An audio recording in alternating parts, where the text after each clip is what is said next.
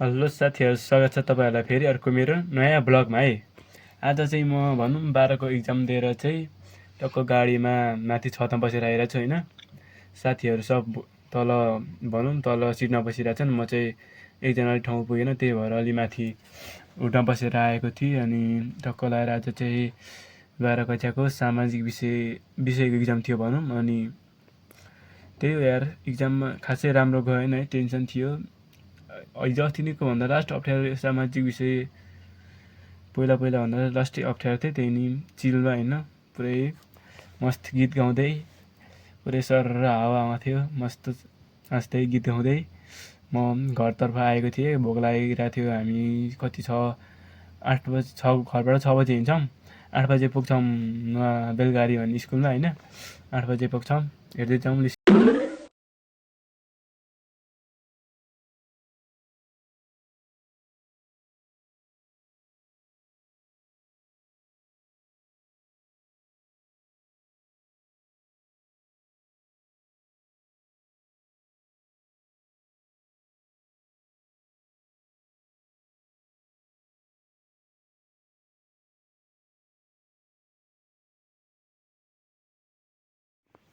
Finally guys हामी अहिले भीमस्थानको चौतारामा छौँ होइन।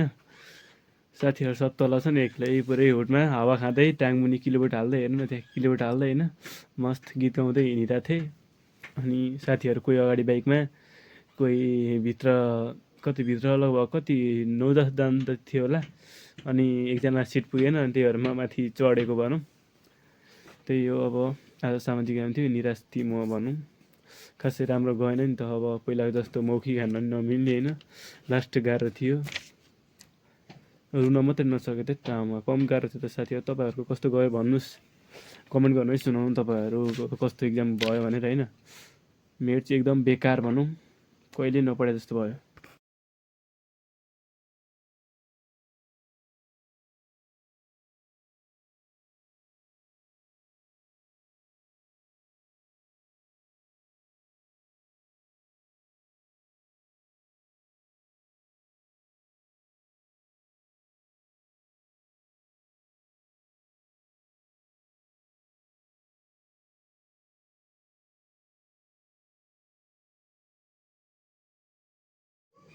फाइनली गाइज हामी चाहिँ अहिले होइन जोगी निस्किसक्यो भनौँ।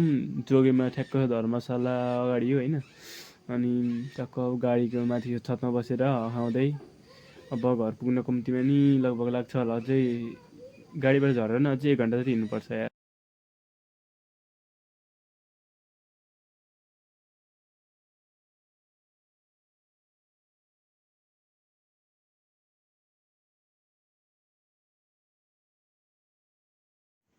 फाइनली गाइज हामी अब होइन घर जाने बाटो भनौँ गाडी यहीँसम्म आउँछ। अब हामी अब हिँडेर जानुपर्छ है साथीहरू, अब हिँडेर जानुपर्छ। यहीँ त गाडी रोक्छ, अब हिँडेर जानुपर्ने हुन्छ गाइज। बाई आजको लागि यति नै। तपाईँलाई धेरै धेरै धन्यवाद छ लास्टसम्म हेरिदिनु भएकोमा।